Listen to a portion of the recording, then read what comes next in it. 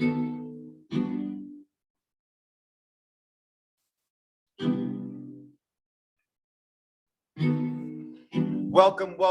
to 87.9 Heat FM, Charlotte listeners, South Carolinian listeners, Georgia listeners, and those all across the globe. Welcome to the Conflict Corner.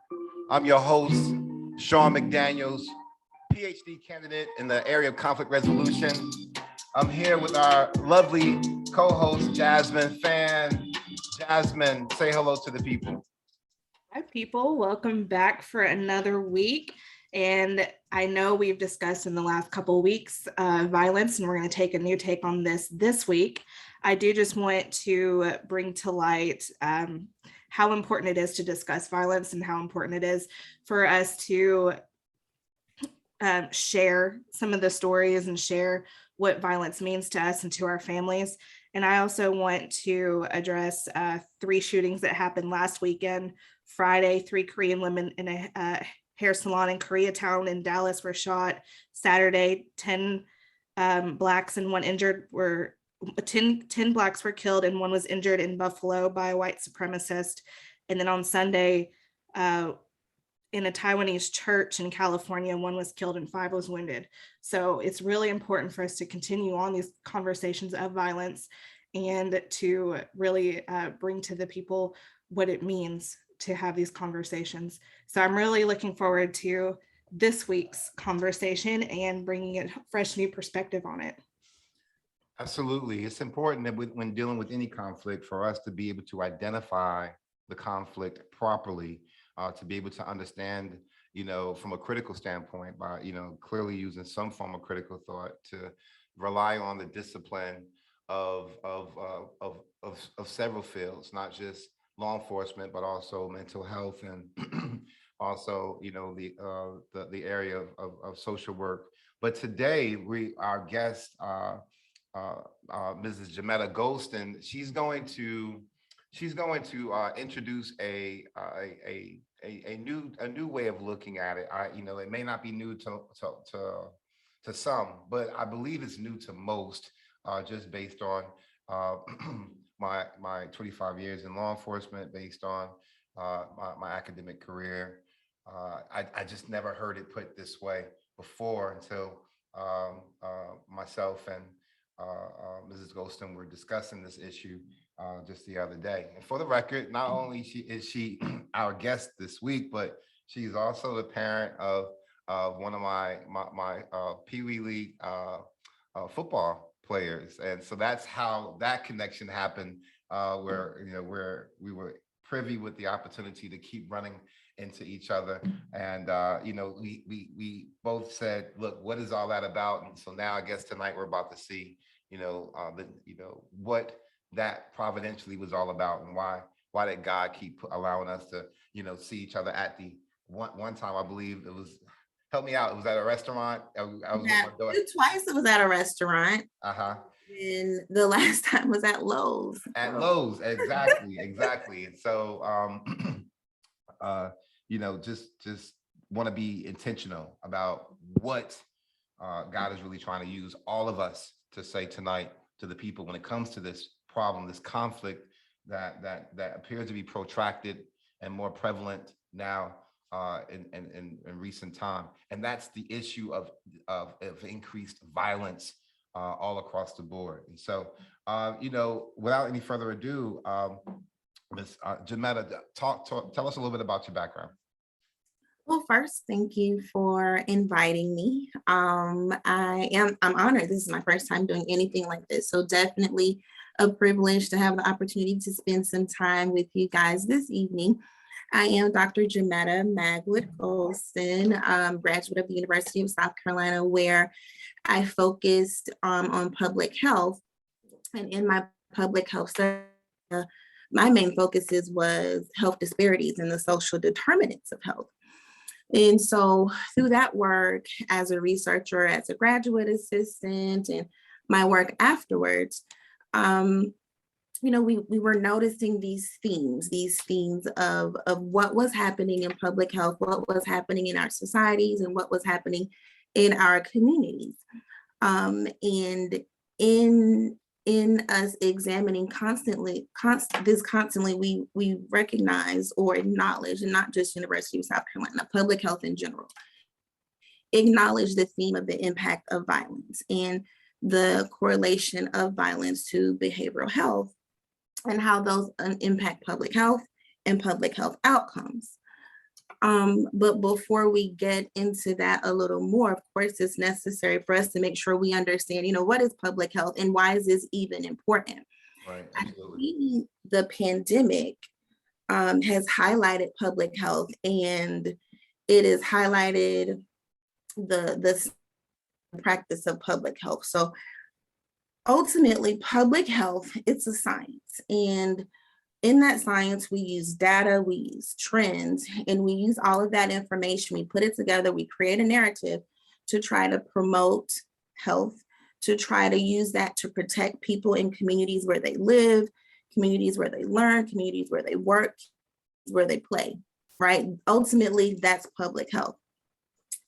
We marry that, to policy. We marry that to try to engage our stakeholders, right?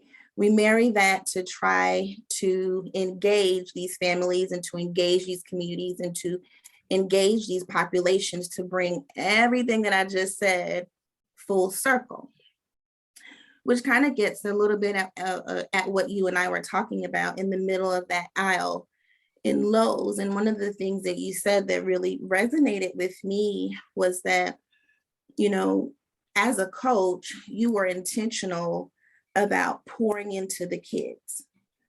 But that's a disconnect for many people, for many communities, for many populations, because one, they may not have individuals to pour into them. And if they do, what are they pouring into them? Absolutely. And so my response to you, was, this is public health. This is exactly what public health is. And it's not us starting, these conversations in high school or in college. Is us pouring into these children for the purpose of mitigation and for the purpose of prevention. And that's what the science of public health is. It's for prevention. And so we use all of that, hopefully, to educate on behaviors that contribute or that we want to stop before they even start, ultimately. Absolutely. Let's let our listeners get a chance to know exactly who you are as relates to your why, right? So now, we don't see enough, and I'm throwing this out there, but then correct me if I'm wrong. It's your area of study, but I don't think that there is enough of a presence. We're not seeing a huge number of African-American students going into your field all the way up to getting a doctorate degree, right? And so with that said, so why did you tell us about you? Like, why did you choose that? And why did you choose your area, your dissertation in the manner that you, was it quant or qualitative? I'm just curious. Quant. All right, so it was quant. Okay, all right. So Jasmine loves you right now. Jasmine loves you. I am not. I took quant 1 and 2, quantitative 1 and 2. She talked me into quant 1 and 2. I only had to take quant. We only had to take quant 1 and 2, and one of the other qualitative 1. I took quant 1 and 2 and qualitative 1 because of this person right here. So I know she just got excited when you said it was quant. I promise you that. That's why you two are so close. Probably yin yang. So this is the thing. So talk to us. Like, honestly, we really let our people know that we can trust you, and that because we know your why, right? Talk to us. My why is because I was a teen mother, honestly. I got pregnant not long after starting college, and I struggled through college. Oh man, I struggled because I was a full-time student. I was trying to be a full-time mom, and I was working full-time as well. And I can say this now because I made it. I barely graduated, to it. But, by the time I went to University of South Carolina in their graduate program, and I talked to them and I said, if you give me a chance, I know that I can do it. And they gave me a chance. And so that chance was in the public health program because my focus was going to be teen pregnancy prevention. But when I started to learn more about public health, I learned, okay, there is so much more to public health than teen pregnancy prevention. And that's definitely not to say that that should not be a focus and that it is not significant, because it absolutely still is necessary to have those conversations. But I learned that there was so much more impacting my people. And I learned that there were so many conversations that still needed to be had that were not being had. And even if they were being had, they weren't being had with my people by someone that looked like me. So it made the message just a little bit harder for them to receive or for them to care, because you don't know what I'm going through at my house. You don't know what I afford. And here you are telling me, I need to do all of this stuff, but I really have to choose whether I'm going to buy this medication or go out and buy some broccoli. Those were the difficult decisions that people were being faced with. So that's my why. Like, I was a statistic. I still am a statistic. I look at my son and I feel like I'm blessed because we were both statistics. So that is my why. I just realized that, hey, there's so much more, and that I could be used in many different ways in public health. Absolutely, and thank you for that. And so if you will allow us, clearly you are also the mother of a melanated son, and you see some of the concerns. We had the situation that happened at Lower Richland High School just not too long ago. Young man, not attached to the typical, I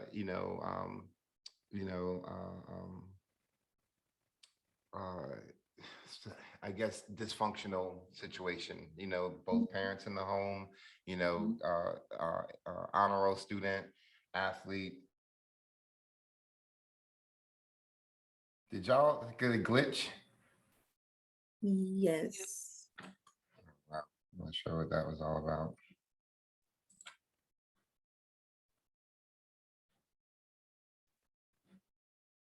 I got you. But did you guys actually go out?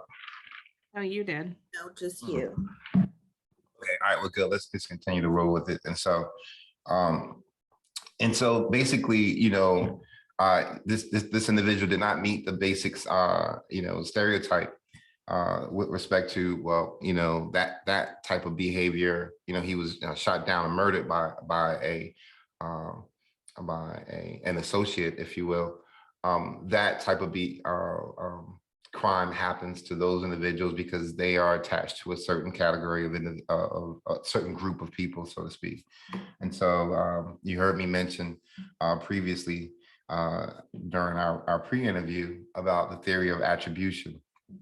And so now let's dig a little deeper. As a mother of a melanated male, here in America, someone that clearly has a degree of melanin that will cause him to, unfortunately,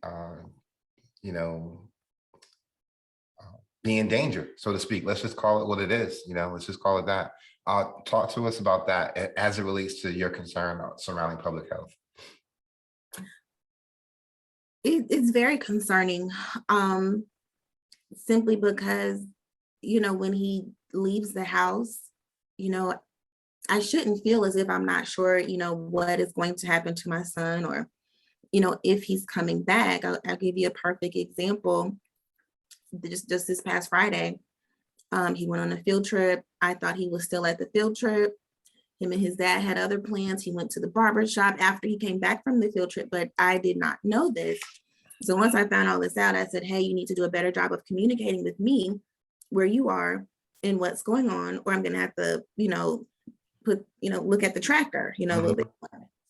But he said, yeah, you're right. I need to do a better job communicating. And I said to him, there's so much going on that is beyond my control and that is beyond your control. He said, you're also right. I had two friends that went to a party Friday night. The party got shot up. And he said, I'm not a party person, but I'm glad that I didn't go. And my comment to him was, you're absolutely right. You're not a party person. You're going to a party, however, with the intention of having fun. But there are other people who go to those places and they do not have the same intention as you. And whatever happened, like, I'm not sure that you know how to react. I'm not even sure I would know how to react in that sort of situation. However, all I can tell you to do is to use your best judgment.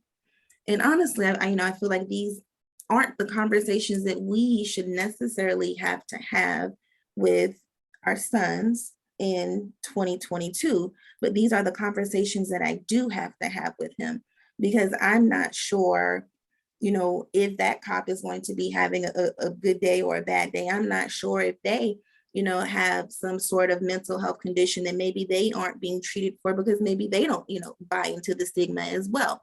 So there are a lot of things, a lot of factors that I have to consider as a mother and as an advocate of public health.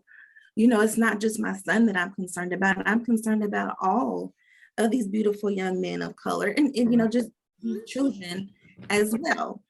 And so that's when we, the community, have to, put on our bootstraps and say, okay, well, we need to be more active. We need to be more vocal. Getting the right stakeholders involved is where you start with that. And so that's how we would, definitely need to approach it. The CDC has it's a model. It's called the Public Health Approach Model to Violence. And in this model, they assess the problem, they identify risk factors, they identify protective elements. They test the model so that they can say, we've developed strategies as a result of our testing these models. And so they're evidence-based strategies that we're ready to implement, and then they push it out for widespread adoption. The disconnect for us is in our communities, those messages don't make it to us. And then when we talk about widespread adoption, who's spearheading this stuff? Who is our voice as far as advocates are concerned?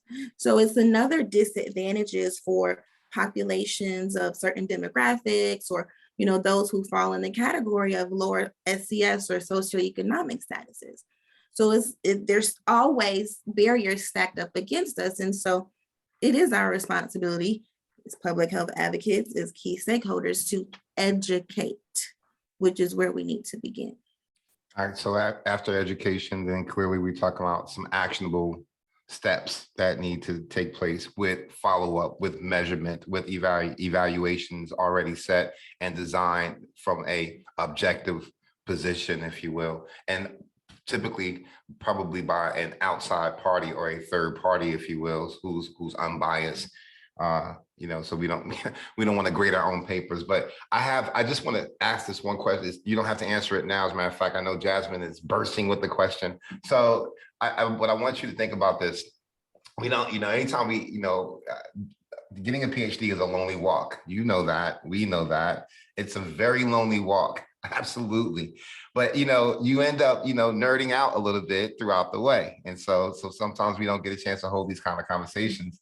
And so just think about this for a little bit, and then you can tell us later on during the show what your favorite theory is. Like, what is your favorite theory as an academic? See, look at the smile, look at the smile. Jasmine, listen, anytime you're talking to someone who got their PhD and you ask them for their favorite theory, oh my gosh, like it brings a smile across their face. But yeah, we're so curious to know which one is yours. So hold on and think about that for a minute. And I think Jasmine is up with one of her questions.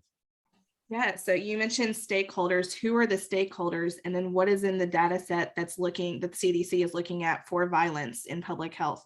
Is it more quantitative where you have variables? So what are the variables? And then, or is it qual? Are they interviewing? Are they doing ground in theory? Are they doing case studies? What kind of research are they doing on violence? So stakeholders, we would always like to start in our community, right? But once again, I was saying, sometimes that's the disconnect, because we always have to monitor who is in our community and what are they putting into our communities. And so that's where you start with your grassroots efforts, right? That's where you start with your churches, right? In our communities, those are huge. A lot of times in public health, when we are trying to establish an intervention in a community or in a population, we go to the church first. right? You go to your church first. Some of the FQHCs, the federally qualified healthcare centers, some of them could be stakeholders. So it's just a matter of, us trying to determine, okay, what is our goal here? Who is it that we're educating, and what is it that we're trying to do? What is it that we're trying to achieve? Think about your school systems.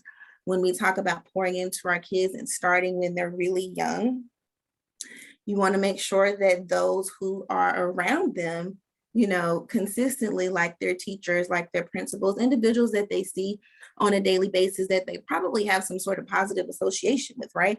Those are the individuals who we want to identify, or who we would want to gravitate towards or grab as far as being true stakeholders and delivering an appropriate or an accurate message. CDC data is quantitative data.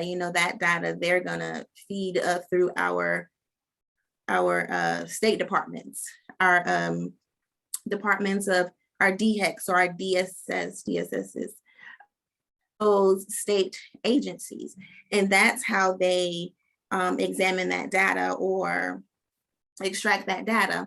But always be mindful of access, right? So let's say you need to go to the doctor, you don't have insurance to go to the doctor. So that means everyone else who has insurance is going to the doctor, and their data is going to be sent to the health department. So you always have to be mindful of who might not be included in that data, right? You see what I'm saying? So it's all fed, from your health centers or your state departments, and it's rolled up to the CDC for them to develop models, or your AHRQs, your Agency for Health, your Agency for Healthcare Research, those national, agencies that are really, really digging into this. I was just reading an article in JAMA, the Journal of the American Medical Association, and they were using this CDC data to try to establish correlations between the pandemic, right, and the increase in suicide, public health issues, and the increase in opioid usage that they're seeing as a result of us, pretty much being isolated for the past 3 years now, pretty much. So all of it is being rolled up for these different purposes, but at this point is quantitative data. And for us to really and truly get that qualitative data, they definitely need a little bit more time to get there, at least as far as the pandemic is concerned, and possible correlations with it from that perspective. But at this point is quantitative data. Gotcha. So I would imagine that when making the correlation between the increase in violence and its relationship to public health, I would imagine, correct me if I'm wrong, but in thinking about this topic since we spoke, doing some research from my end, I see one contributing variable as being trauma. Contributing to poor decision making, and so feeling, as if within the field of conflict resolution, we talk about them operating from their survival mode oftentimes.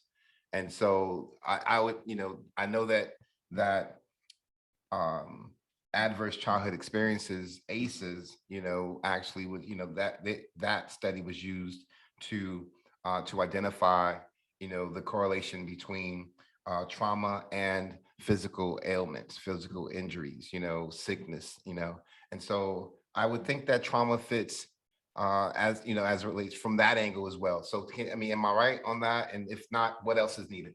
No, you're absolutely right. When you invited me to come on and just share a little bit of information with you, I had a conversation with my mother, who is a retired educator here in South Carolina. And she always talks about the pipeline, right, from school to the prison system. And so she was talking about one of the students that she was working with. And this is just one of, many over the years. This student is currently living with an aunt. His mother, dropped him off with his aunt, said she was going to the store, never came back. But even in something like that, he's in school coping with the fact that his mom, may not want him. He may come to school disheveled and unkept, maybe in an environment that is not welcoming. And so when we think about all the struggles and the battles that these children are dealing with, like that's traumatic. Like what does that mean to that child? If this is my struggle, if this is my battle, how can I focus on learning? How can I focus on being better when this is what someone thought that I deserved? Like what do you tell a child? What do you say to them? And so when she's in the school and she's seeing this, especially in this school that she is located in this area, in this community, where things like that, this isn't the first time, it could be, called prevalent. What do you tell that child? You try to encourage them, but it's difficult because they still have to go back home to that environment, that traumatic environment where they may or may not be treated well, where they may or may not be welcomed, where they may or may not be getting as much as they should be getting, simply because this person now has an extra mouth to feed or whatever the circumstances may be. These are traumatic events that, let's say, if this happens in first grade, they're going to see it all the way to fifth grade. Do you think it stops at fifth grade? It absolutely does not. It continues. So that means their behavior issues continue. Like, how do those things manifest is what we have to think about. So as public health advocates, excuse me, as public health advocates, the responsibility would be beyond, well, let us find this child a meal, or let us make sure they have, coats or what they need. Well, let us make sure that we're connecting this family with, social services, or let us make sure that we have them with, maybe employment that will allow them to afford what they need to care for their family. Let us make sure that they, the mothers or the fathers or the aunties, whoever those providers are being trained for jobs that will allow them to care for their family. So these are the circles, the things that we have to try to break to help mitigate the traumas that they incur, that manifest or continue to manifest as they age, and hopefully eliminate some of this flooding from our legal system of our people, of our babies. So, and thank you for sharing that, and also helping us with the correlation, and also bringing to light, the fact that, even as a researcher yourself, that we go back and we hold conversations with those individuals who are in the field, in the trenches of change, especially in our classrooms, unfortunately. So you went back and spoke to your mom, and so which means you were set up for success from beginning. Like, the child of an educator. Oh my gosh, yo, you were the student, you were the child of an educator that would come to the classroom to help your mom, probably. And oh gosh, I hated it. And then, like, those of us that were in class, like, oh my gosh, I bet she's so smart. You know what I'm saying? So so we need people like your mom to write books. We need people like your mom to start a podcast. Those who have been there, done that, who may have been on, at the time while working in the field, like myself, just, limited on what you can say and cannot say and things of that nature. But we're retired now. Like, like we're done. It's time for us to be able to tell the truth as it relates to, the presence of hegemony. That's my favorite theory, by the way, the theory of hegemony. And how that hegemonic state, it continues to drive humanity in a downward spiral, unfortunately. Hegemony won't work unless, we give it permission, and we give it permission every day, all day, And so, with that said, I want to say that in addition to trauma, being a contributing variable, I want to peel that layer back a little bit deeper, and let's talk about the causes of trauma. And so some of the hegemonic manipulation. With those of you who may not who are just tuning into the conflict corner and have not heard me talk about the theory of hegemony, then clearly, number one, you've missed a lot. You need to catch up. But secondly, let me just tell you, it's when a small number of individuals convince a large number of individuals that they should live a certain way.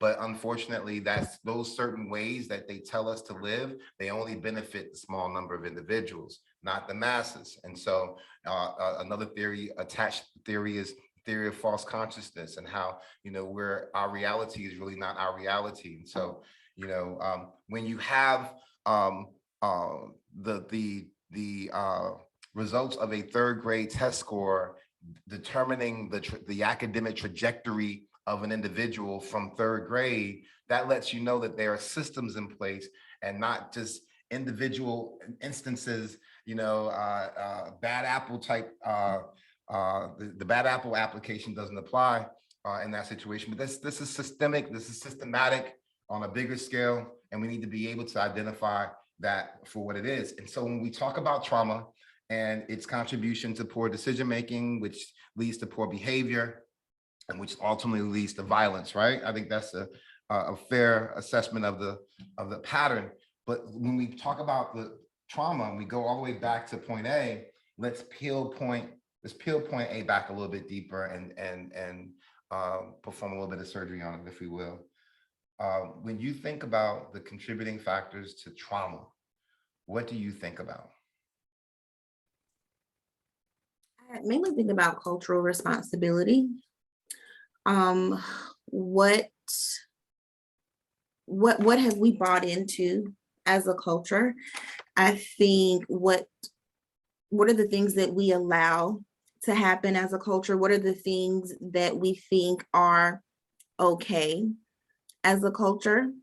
I think of generational, how do I say this? I think of generational allowances, like things that may have been, okay 30 years ago.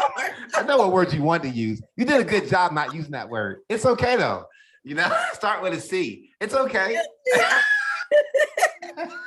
You don't want to call it that, but it is that. It's curses, right? Generational. The Bible talks about it. Let's not hide from it. So I didn't want to say that, but God, like that, those are the things that I think about. So it's like, how do we navigate this?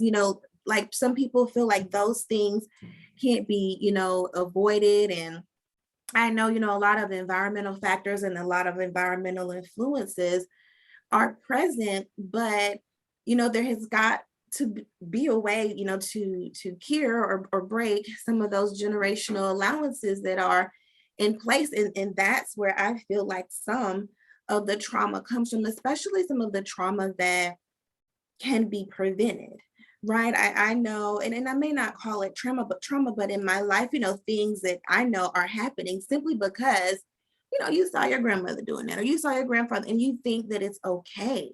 Right. But those behaviors, those words, those actions, like those things are not okay. And it's like a domino effect. It's like, it continues to grow and grow until it explodes, and it's something extremely ugly that you really don't want to see, you really don't want to be a part of. And it creates those traumatic events, it creates those traumatic circumstances.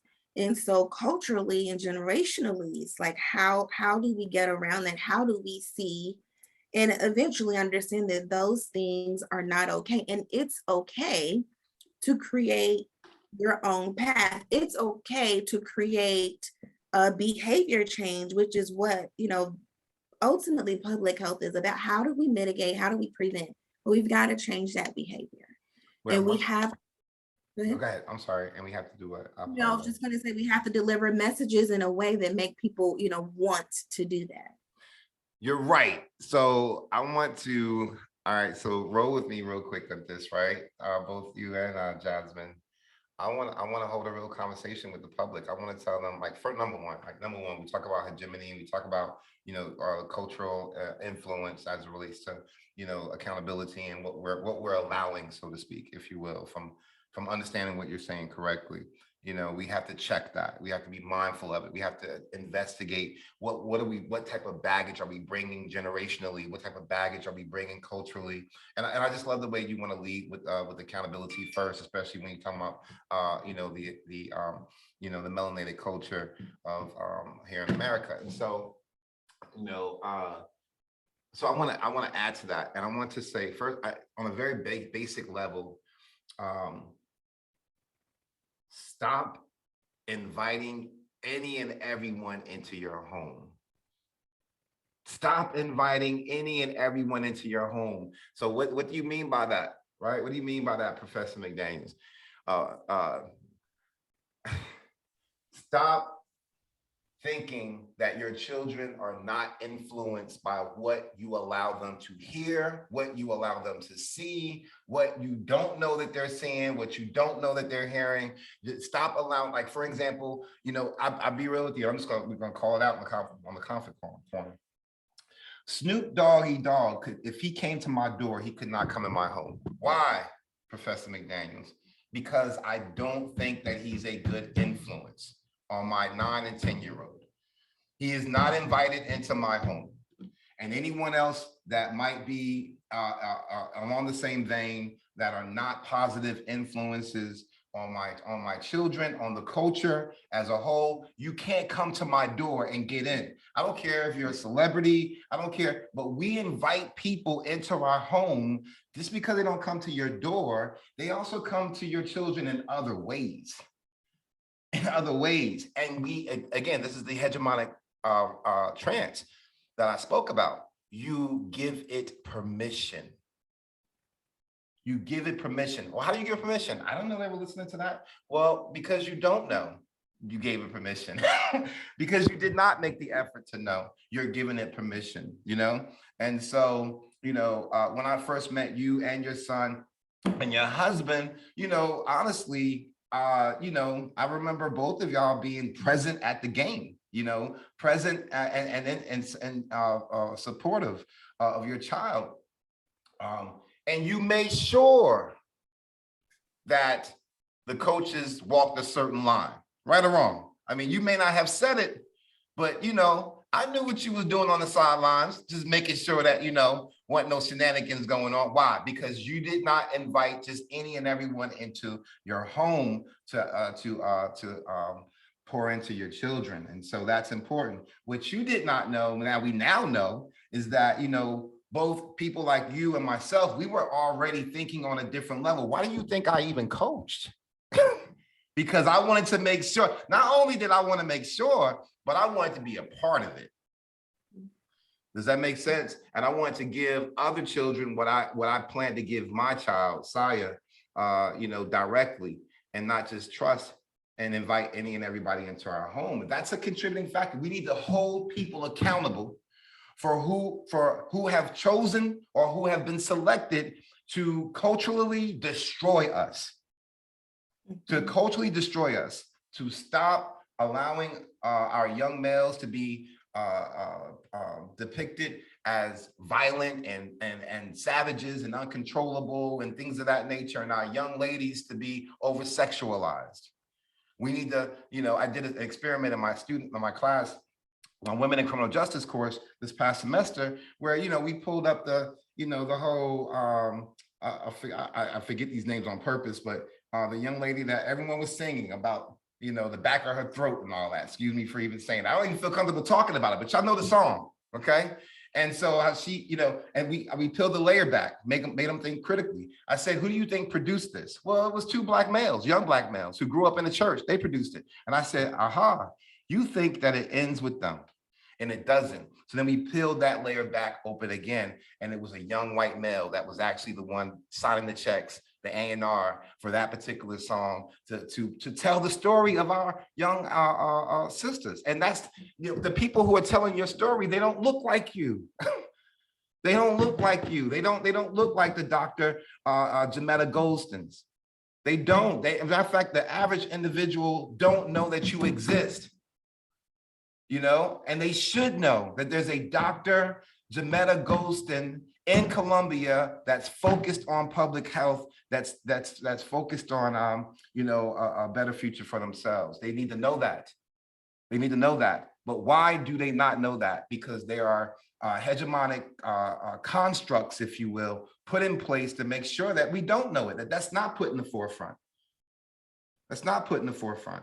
And so I just want, that's another contributing factor. We need to hold ourselves accountable. Stop inviting everybody in your house. My daughter, she's 10. She mentioned Snoop Doggy Dogg. And I was like, how'd you hear about him? Because I didn't invite him to my home. You get what I'm saying? And she was talking about how somebody was making fun of him on a YouTube video. We have to be mindful. We have to be mindful of what we're and who we're allowing to come into our home. Jasmine, go ahead. I know you got another question. I'm sorry to go so long. No, you're good.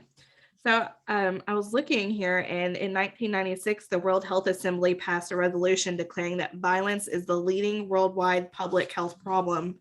And then in 2007, the CDC published a study that estimated the medical and productivity related cost of violence in the US exceeded $70 billion each year. I didn't realize that it was that much. Do you know any more of the data within the last 15 years? I do not. Well, to a little bit about the cost. So the cost is not just, firearms. The cost is going to be unintentional and intentional injuries. So when we think of every year, public health comes out, with the top 10 or the leading causes of death, and homicide is number 2. Suicide is creeping up on that list as well. It used to be things like cardiovascular disease and diabetes, the chronic conditions and the comorbidities that come along with those chronic conditions. But now we're seeing these conditions, these behavior related conditions like suicide and homicide creeping up on that list, and it's relating to the increase and the continuing increase in costs around violence. So we're talking about firearms, unintentional injuries, intentional injuries, drug use, because a lot of times, we're thinking that the suicide is correlated not just with, mental health, but also substance abuse. Yes. So that's, where the costs are coming in and increasing and creating greater burdens on our healthcare systems and our mental health systems that we really aren't prepared, honestly, to deal with, exacerbating an already not so good issue, honestly. How do you feel public health and conflict resolution, you and Sean and I, people like us working together, could alleviate some of these? Well, the conversation is a starter, right? I think always having an opportunity to create awareness, because many people may not even know what public health is. Many people may not even know, what the term conflict resolution is, even though it might be something they engage in on a daily basis, right? Every day we're hearing data about the coronavirus and incidence and prevalence and mortality, but we don't relate it to, okay, that's public health, or an aspect of public health, which is epidemiology, right? But us having these conversations and putting the pieces together is really what helps, is really what starts to help, right? The caveat is the action, right? Who else do we bring to the table? Who else do we speak with? Are these people actually going to be able to help us get to the ears of the people that we need to get to help make these changes? What grants can we write, to get funding for this Stop the Violence rally, that you're hosting in August? Those are the inner workings that this conversation hopefully will result in, and where it needs to go for us to mitigate and prevent ultimately. Right. So, I think we're beyond operating in silos, like we were used to operating in silos. Social work was blaming law enforcement was blaming education, education was blaming the parents, and the parents was blaming everybody else, right? I think we're now in a position where we realize, okay, so let's just talk about this one circle right here. I know you just met Jasmine, but we know each other. So we know that we need to do something. Now, that, I'm degreed, you're degreed, we now know Jasmine's degreed. And what do we do? What do we do about it? What are you prepared to do about it? Now, since this is your first time talking, on a platform such as this, that we're like, we're all stuck at the hip, me, you, Jasmine. So, since this is, you're going to be a regular, anytime we can attach something to public health, and I think we can do that with a lot based on what you've educated us on, we want to have you here. And so let's talk about actionable steps. What are you prepared to do? What do you think we should, now that let's say the comfort is there, we're all in the same space, we mutually see that we need to go in this direction, but what are those steps?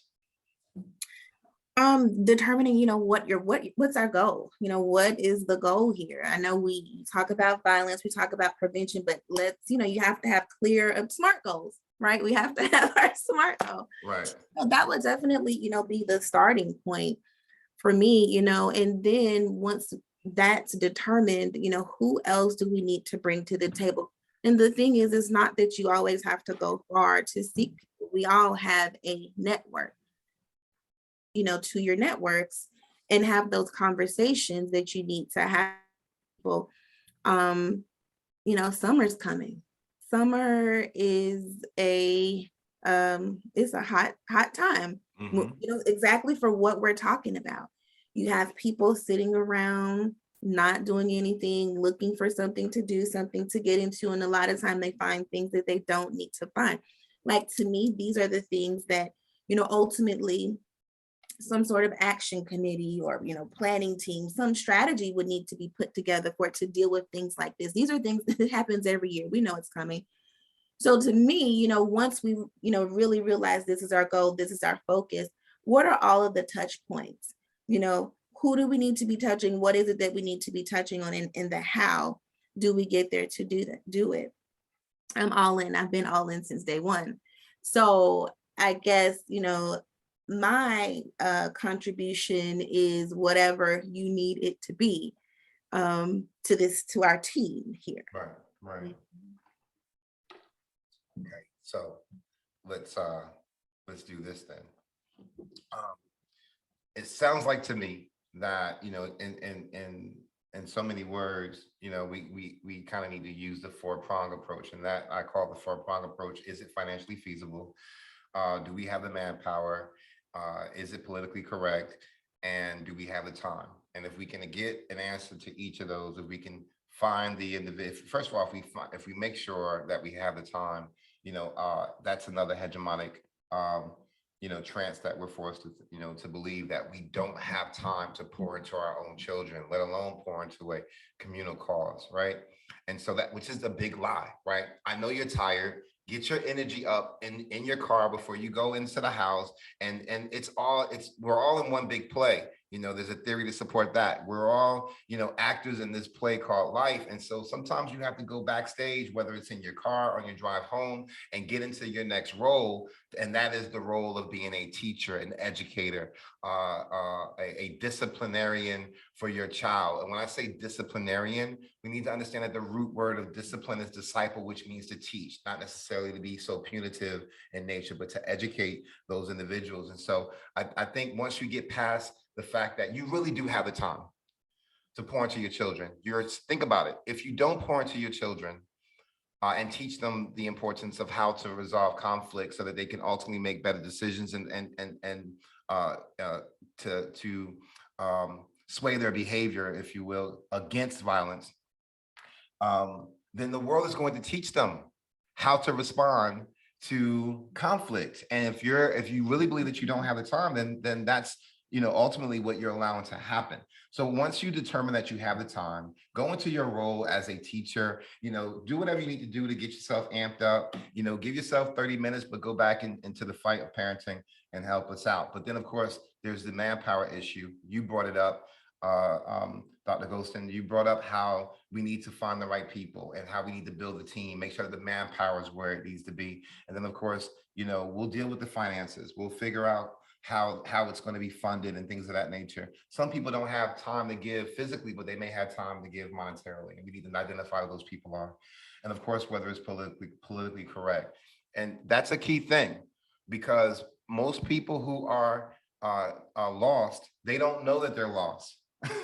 They really believe that they're doing the right thing because they're, I work 2 jobs, I'm tired. But if you got to get your child up because you realized when you went over their homework while they were asleep, because you got home late from work and you realize that they keep making the same mistake when it comes to like measurements or what have you, then you may need to disrupt sleep to make sure that you actually educate them, that you pour into them. You find out that your child had a fight earlier that day, but you got home at 11 p.m. and you're tired. You need to talk to your child about the fight that happened earlier that day and not just allow your fatigue to set in. And so the 4-prong approach is important to making sure that our actionable steps are intentional and credible and sustainable, if you will. That's imperative, right? Now, with that in mind, so what we're doing now to address the conflict on the lower side of our county here in Richland County is that our firm is actually preparing to educate. We spoke with the coaches. The coaches reached out to us. The coach is saying, listen, we need to give leadership training to our football players. And because there's a conflict, there's intra-group conflict amongst the football team. And so we need your help. So we're getting ready to train in order for you, and you talked about it now, Dr. Golston, you said we need to educate. So we're getting ready to train 15 individuals who have been identified as leaders on a football team from middle school up to high school. And we're getting ready to train 28 coaches on conflict resolution and mediation, right?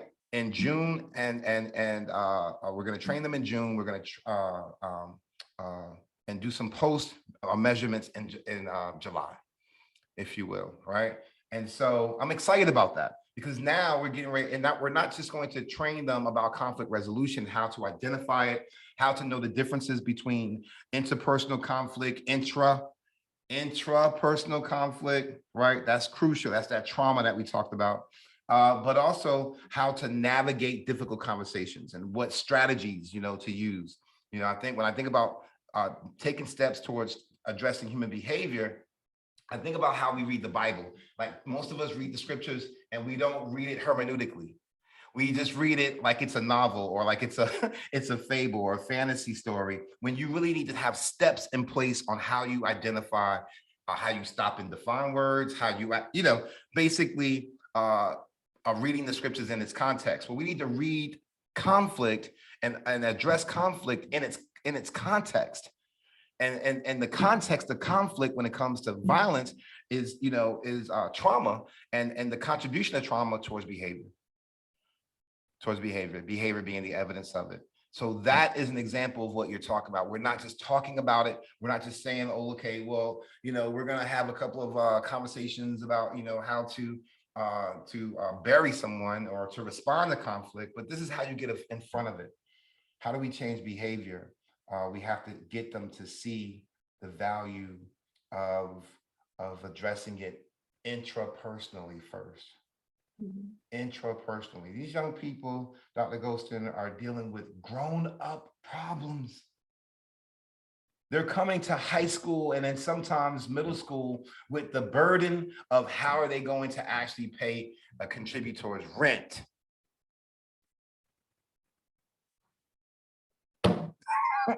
I mean, when someone's lights are cut off,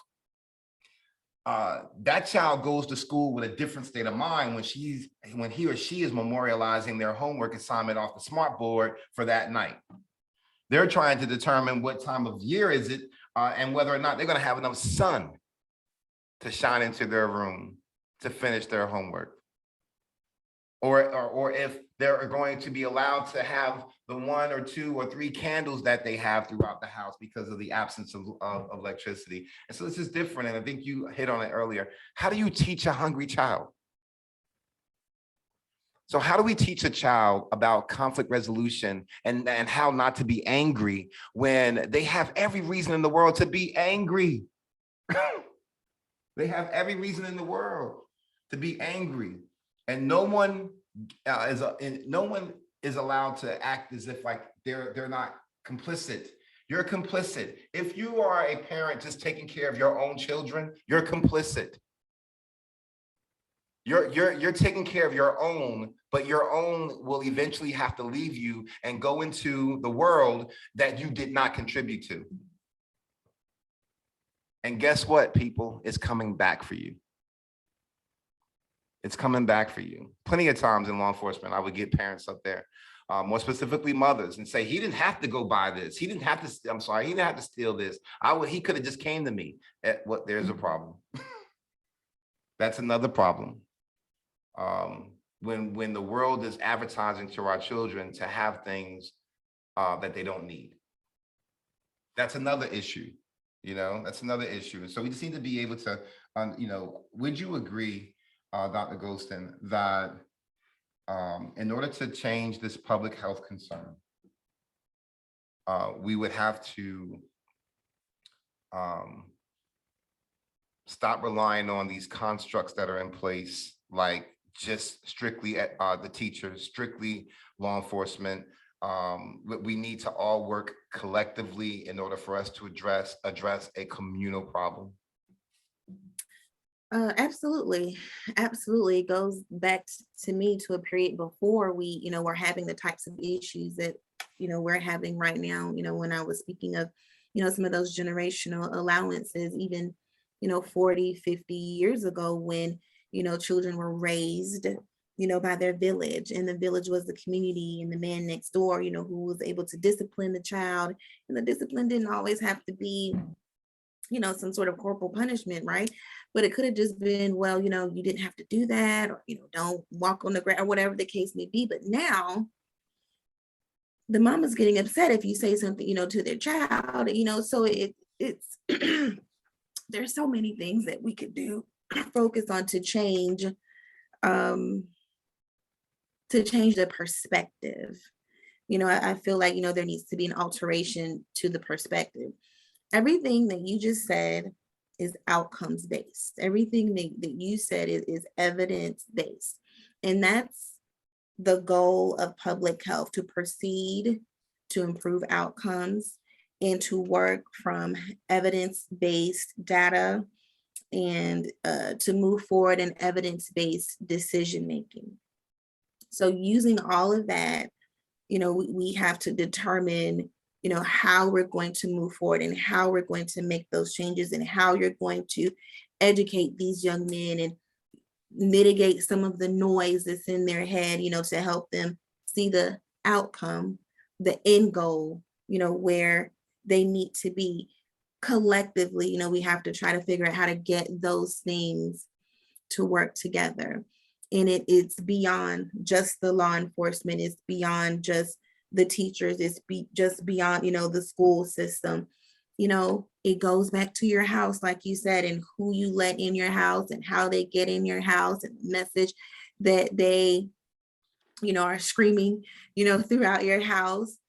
It goes back to accountability. It goes back to self-awareness. It goes back to autonomy. It goes back to ownness, right? It goes back to cultural responsibility. Some of the things that we really, as a culture, as a society, as a community, have gotten away from and shunned, simply because I don't want you speaking to my child that way. I don't want you talking to my child like that, or this is not your responsibility, or he or she didn't have to do that because they're influenced by the person down the street or whatever they saw in the video.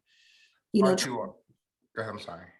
Trying to educate your child to know that, we have what's necessary, we have what we need. Those things aren't necessary. And you're just as good without them.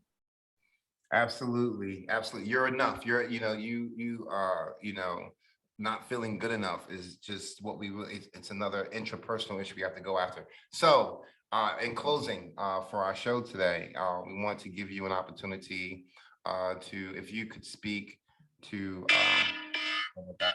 If you can speak, that's our alarm. If you can speak to, that was my call. That was my call ring, if you will, for murder cases. So like when I had to get woke up in the middle of the night, when I was sergeant over major crimes, that was the call. Because I need to cut that off, because that taps into my trauma, to be honest with you.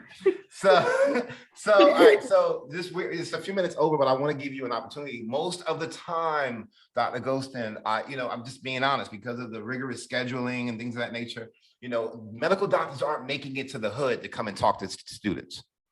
They're not really showing up to high schools, like, in the urban environments, to talk about, the correlation between public health and violence and what they're seeing. I know that there were some very few individuals across the country, medical examiners, who were tired of actually, picking up the bodies of young Black males. And so, they came out and they made an effort, but it's not commonplace, if you will. You, on the other hand, when we're training these young men here at a local school, that you're a part of this community, what can we tell them? What can we tell these young men from a public health standpoint? What Dr. Jametta Golston would like for them to know? I think it all goes back to the outcomes. I think it all goes back to culture. For me, always, having respect for your mother, having respect for, your grandmother, right? And how culturally that is so important. Well, think about your actions and think about your behaviors. And, are those things that your grandmother or your mother would say, oh, he did this and I'm proud of him, or would, they frown upon that? And all of those actions, all of those behaviors, those decisions that you make, they are all related to everything that we talked about today. They are all related to public health. They are all related to outcomes, whether it's your promiscuous behavior, whether it's violence, whether it's what you put in your body, it's all public health. So ask yourself, how would your mother or your grandmother feel about the decisions that you're making, because you respect them so much, because you admire them so much, if they're in your life, or just someone in your life that you respect and admire? How would they feel? And how does that make you feel to let them down? Like, to me, that's how I always put it in perspective. And that's what I tell my son to think about. When you leave this house, you think about how it would make your mother feel, how it would make your father feel to know that this is the decision that you made. And was it the right decision? How is it going to affect your future? Right? Put it all together just to put it in perspective. And it's always good to have perspective. And I think giving them perspective would definitely help. So identify an individual, because sometimes these mothers who are hegemonically controlled, they're actually contributing to the problem. Like, sometimes they think that their behavior is good. What we about to go. I've investigated cases, Dr. Golston, where, I found out the mom was involved in, like, saying, you need to go get back. They shot our house up. You need to go there and make sure that happens. Go over there, clap their house just like they clapped yours. Like, so to those individuals who don't have, the mothers like yourself and the fathers like your husband, for the presence, right? I remember your husband being at the games. He didn't talk much, but he was a silent but yet powerful presence in the stands, right? And then, of course, you were walking around. You turned our practice into your workout station, your workout opportunities. I was like, wait a minute, what are we doing here? Like, you killing two birds with one stone. You got quiet Samson over there to the side, Big Daddy, Papa, just looking like he could probably get out there and coach himself, but he's, reserved and just watching, his son being coached by other people pouring into him. So talk to the individuals who don't have what you gave your children, whose mother is actually promoting what she see on television and inviting any and everybody into her home in different forms. Mm-hmm. What do you want to say to him or her? I want to know, what do they want? What do they want for themselves? What is the level of respect that you have for yourself? What are your goals and do you have any? Has anyone ever talked to you about having goals and what those are and what that could mean for you in your life and the potential for you to have, a family and someone else to pour into, just like someone is pouring into you at this moment. I think realizing your worth is going to be the most important thing or the most important piece of knowledge that I could give maybe someone who just doesn't have that presence. Know your worth, know your self-worth. And everything that you do, your judgments, your decisions should be based on when hopefully you realize what your worth is and who you are. That's so important. Most important. Know your worth. Absolutely. So listen, Jasmine, you want to say something to our guest? Tell her how much we love her. Thank you for helping us. We love anyone that come on this show, with the intentions of spreading love, because that's what this is. This is love. All the hours you put into your doctorate degree, while parenting, all that you share with us today, your why, things of that nature. We just want you to know that we thank you for loving on our listeners. And Jasmine, what do you want to tell our guests? I really do appreciate you taking the time to be here with us too. So we know that we are aware that you are taking that time away from your children at this moment to be able to give to so many of our listeners. So I'm really hoping that our listeners have really taken something very important away from this today. All right, and Dr. Golston? Thank you so much for having me. It was just a privilege and an honor to be here and just share a little bit of my knowledge with you. I hope that you would call on me in the future if I can be of service or just, to share something with you. I'm more than willing in any way that I can. Thank you. Well, absolutely. Just know that you are already a part of our team. So, at the end of the day, just we'll definitely call on you to see if we can make the connection to public health. You didn't give us your theory. That's right. Oh, yeah, you try to get away with that. I completely forgot. So you probably don't even know my theory, but my theory is a health belief model, right? So it's like a social cycle model that we use, I really love it. We use to help with that behavior change. And so I like to combine it with the health belief model. And so the acronym for the health belief model is SPIES, which is spiritual, physical, intellectual, emotional, and social. Those are all the constructs. And so I like to, they're not married ordinarily, but in my mind, they're married. Absolutely. I got it. I used it. I got it. As a public health practice. Those are my theories, yes. Absolutely. Thank you for that. I'm gonna be honest with you. We love theory. We love to be able to share truth with our people, our listeners from an academic standpoint. You have been awesome today. Dr. Golston, it's a pleasure. Please tell my former player that I said hello and keep on beasting out as his mom and those of us who are geared towards affecting change, affect the world. Thank you again. And to our listeners from 87.9 Heat FM, thank you for another Sunday afternoon conversation here at 87.9, known as The Conflict Corner.